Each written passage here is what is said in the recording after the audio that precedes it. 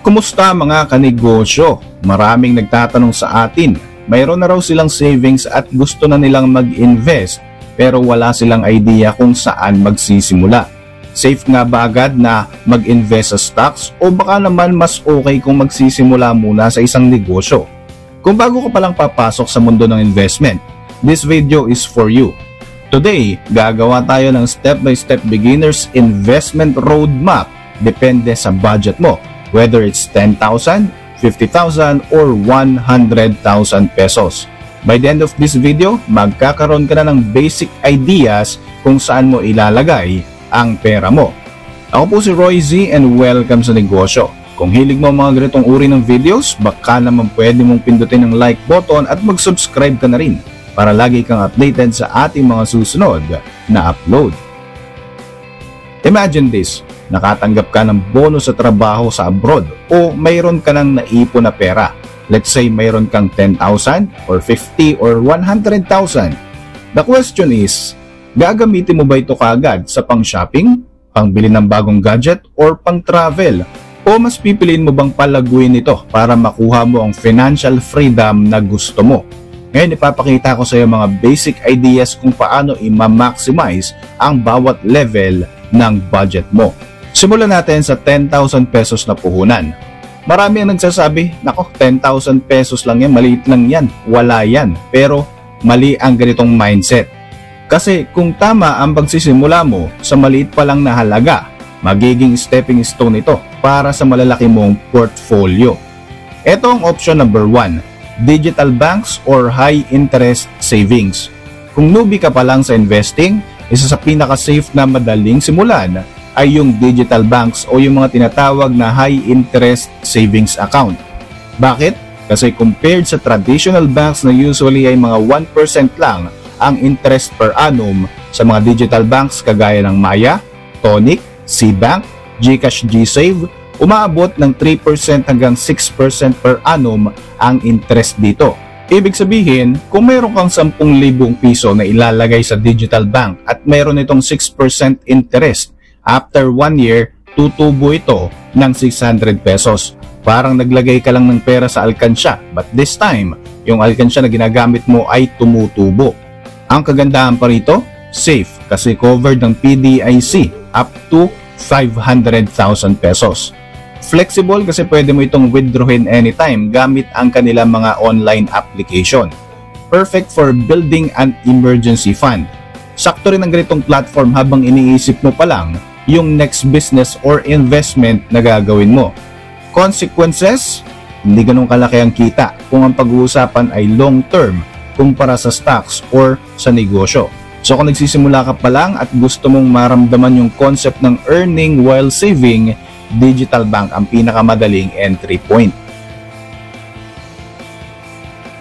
Option 2, Pag-ibig MP2 Savings. Kung naghahanap ka ng mga safe at government-backed investment, magandang option para sa mga newbies ang Pag-ibig MP2 Savings Program.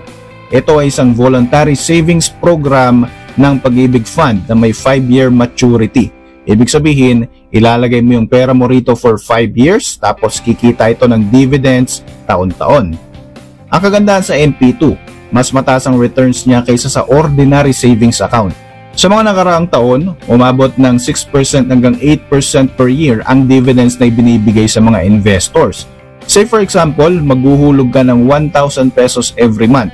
After 5 years, pwede na itong maging halos 70,000 to 75,000 pesos depende sa dividend rate. Pros, safe kasi government-backed ito. Mataas ang dividend rate compared sa bank savings. Pwede kang maghulog kahit kailan dahil wala itong fixed monthly requirements. Pwede mo ring piliin kung yearly mong kukunin ang dividendo o i-compound mo ito hanggang 5 years. Consequences, may 5-year lock-in period. Ibig sabihin, hindi ito pwede sa short-term investment. Hindi ito flexible katulad ng digital bank dahil hindi mo nga ito pwedeng withdrawin anytime na gustuhin mo.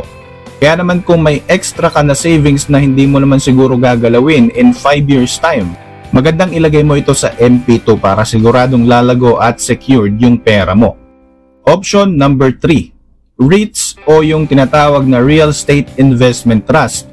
Kung gusto mo namang mag-invest sa real estate pero wala ka pang milyon-milyon sa ngayon para bumili ng condo unit o commercial spaces, magandang entry points yung REITs.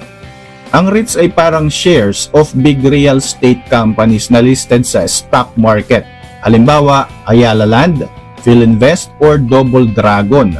Kapag bumili ka ng REIT shares, para ka na rin co-owner ng mga malls, offices, hotels at iba pang properties na nirerentahan ng mga tenant sa malalaking company.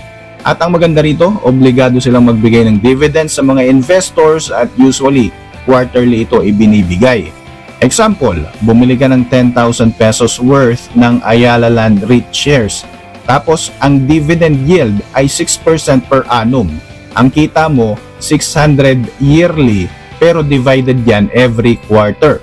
Ang pros ng ganitong investment, mas mura at accessible. Pwede na magsimula kahit 1,000 to 2,000 pesos lang. May regular cash flow mula sa dividends, parang renta na rin ito. Listed siya sa stock market, so transparent and regulated. Consequences, risky dahil bumababa ang presyo ng shares. Ito ay dahil sa market volatility. Kailangan mong matuto kung paano bumili ng stock sa broker applications katulad ng Call Financial or BDO Securities at iba pa. Kung gusto mo magkaroon ng parang passive income from rental spaces mula sa mga malalaking company pero hindi mo kayang bumili ng malalaking property sa ngayon, REITs ang practical choice para sa mga baguhan. So kung 10,000 pesos yung hawak mo na capital na willing kang i-invest, pwede mong ilagay yung 5,000 sa MP2, 3,000 sa digital bank, at 2,000 naman para sa REITs. Ito yung starter pack para sa isang baguhan na investor. Kanegosyo, kung umabot ka sa part na ito, congratulations dahil nakikita ko na seryoso ka sa pagkakaroon ng financial freedom. Comment mo naman kung saan ka nanonood ngayon. Meron tayong bonus tip. Invest in yourself. Ito ang pinaka-importante talaga na dapat mong unang gawin. Hindi lang pera ang dapat mong i-invest. Dapat mag-invest ka rin sa financial literacy. Magbasa ka ng mga financial books, mag-attend ka ng mga online course about sa savings and investing. Mag-invest ka rin sa mga skills katulad ng digital marketing, freelancing, and entrepreneurship. Mag-invest ka rin sa iyong health. Siyempre, useless yung pera mo kung mahina ang katawan mo at lagi kang may sakit. So mga kanegosyo, ito ang tatandaan mo.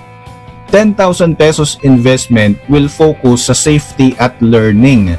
Hindi mo kailangan ng milyon para magsimula. Ang kailangan mo, discipline, tamang mindset at tamang information.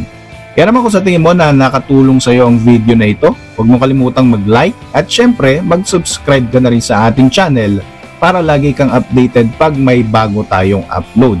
Alin sa mga options na ito ang nagustuhan mo kanegosyo? I-comment mo naman yan sa ibaba. Again, maraming salamat po sa inyong panonood at laging tatandaan, always claim your way to success.